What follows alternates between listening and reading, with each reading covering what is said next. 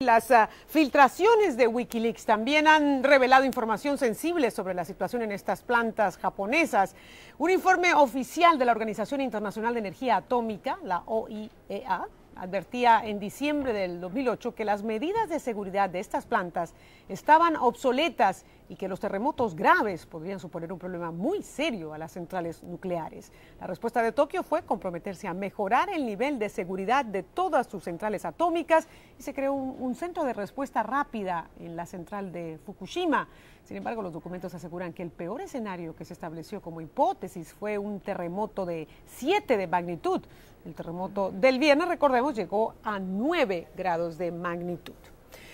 Pero hay otro problema con las plantas nucleares. Según el ingeniero Raúl Delgado, las centrales nucleares tienen un tiempo de vida, por lo que una vez llega su desgaste deben ser desarmadas. Este experto participó en el diseño de 2 plantas nucleares en Estados Unidos entre 1968 y 1971 y llama la atención sobre el peligro latente en este país. El ingeniero Delgado nos acompaña vía Skype desde Lima. Ingeniero, gracias por acompañarnos. Bienvenidos. Muy buenas noches. ¿Cuál es su diagnóstico? ¿Hay razones suficientes para estar un poquito preocupados o muy preocupados? Buenas noches, Patricia, y lo mismo para tu teleaudiencia. Sí, una de las preocupaciones mayores es que quienes diseñamos en su debido momento este tipo de instalaciones, por ahí a los principios de la década de los 70, siempre trabajamos con un horizonte del orden de unos 25 años para operaciones, tú sabes, en condiciones de presión y temperatura bastante altas y sobre todo en los circuitos primarios. Y esto, en la medida que el tiempo ha ido pasando, se han ido renovando las licencias de estas plantas y evidentemente, como toda estructura, ¿no? Tiende a experimentar problemas con el tiempo que a veces no son detectables tanto en las edificaciones en sí como en los propios sistemas. Ya vemos que plantas, el caso de Fukushima, por ejemplo, es una planta que ha sido construida a principios de los 70, o sea, está bordeando los 40 años. Y como sabes tú, en los Estados Unidos, también el programa nuclear en los últimos años prácticamente no se ha mantenido sin desarrollar nuevos proyectos, lo cual quiere decir de que una gran cantidad de instalaciones ya tienen una vida útil que largamente superó su periodo inicial. Eso no quiere decir que estén en inminente colapso, ni mucho menos, porque me imagino que las renovaciones de licencia deben haber sido realizadas con un meticuloso análisis, pero de todas maneras, viéndolo, estas cosas que ya están comenzando a ocurrir, sobre todo en plantas bien antiguas, conviene que a nivel mundial se tome en consideración el efecto de la edad y progresivamente se comience a revisar en mejor medida aquellas, comenzando por aquellas que son más antiguas. Con base en la información que usted tiene hasta ahora, si a usted lo llamara el gobierno japonés para pedirle una opinión, ¿cuál sería su recomendación? Bueno, no solamente le diría japonés. En este momento, Patricia, como usted sabe, hay alrededor de 436 reactores nucleares en operación en todo el mundo. 14% de la energía que se consume en el mundo es energía proveniente de energía nuclear y muchos países desarrollados. Francia, por ejemplo, 3/4 partes de su energía es energía nuclear. Evidentemente estamos ante un problema muy serio, causado, eso sí, por un efecto extremo muy fuerte y sobre todo en el país que se supone que es la potencia mayor en diseño sísmico, los más experimentados en temas de tsunami. Y vea usted lo que ha ocurrido. Entonces, hay una gran preocupación porque muchos de esos 436 reactores que están en operación en este momento están en países que son también de alta incidencia sísmica.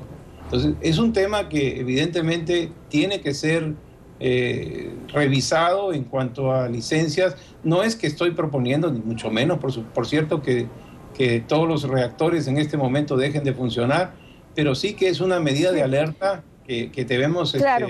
poner en función, ¿no? Ingeniero, pero yo le hacía mi pregunta específicamente para el caso de Fukushima. Yo sé que usted no está ahí, no está sobre el terreno, pero obviamente está enterado de lo que están informando, de lo que sucede allí, por lo menos de la información que se hace pública.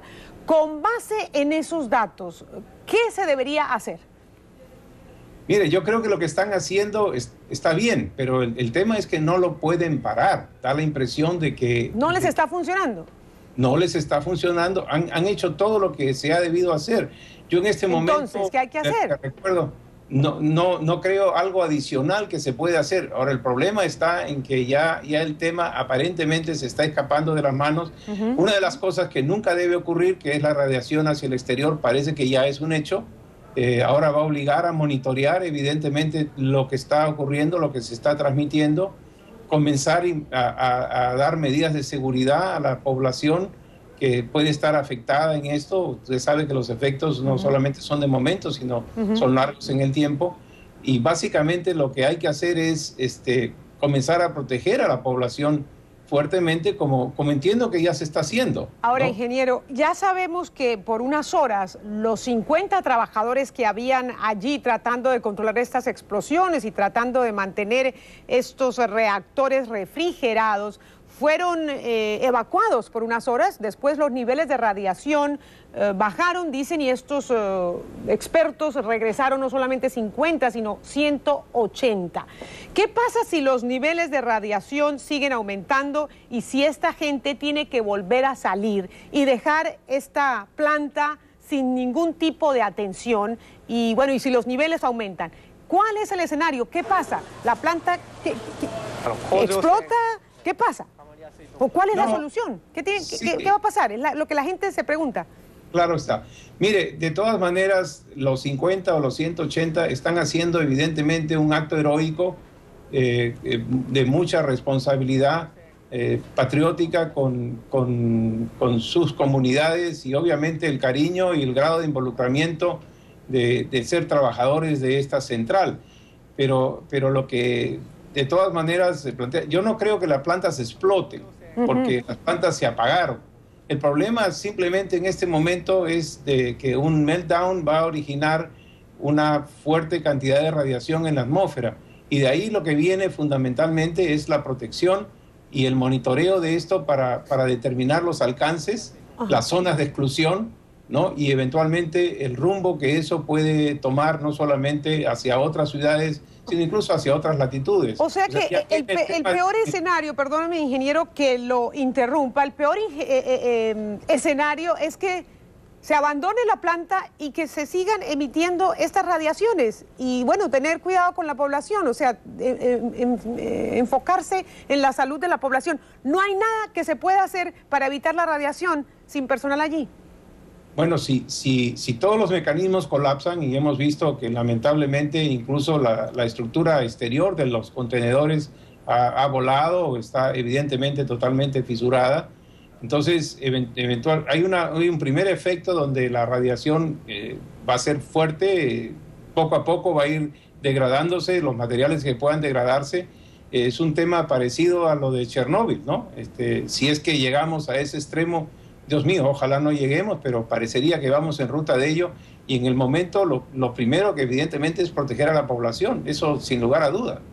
Hay una pregunta, ingeniero, que me están haciendo por Twitter, y es que si es cierto que hay una posibilidad de peligro, una amenaza, si la gente en cualquier parte del mundo sale y se expone a la lluvia. No sé de dónde surgió esta información, pero la gente está preocupada y están aconsejándole a la gente que si llueve no salga a la calle. Sí, evidentemente la lluvia puede traer hacia abajo partículas radiactivas en suspensión en la atmósfera. Eso es algo que... Incluso en Latinoamérica podría la gente exponerse a niveles de radiación. Pero estamos todavía muy lejos, ¿no? Y por lo menos quienes estamos en el hemisferio sur, por el flujo del jet del jet de los vientos, al hemisferio sur evidentemente no va a llegar, ¿no? Pero sí podría haber un peligro, dependiendo del grado de concentración de las radiaciones, podría haber un peligro en las zonas del hemisferio norte, ¿no?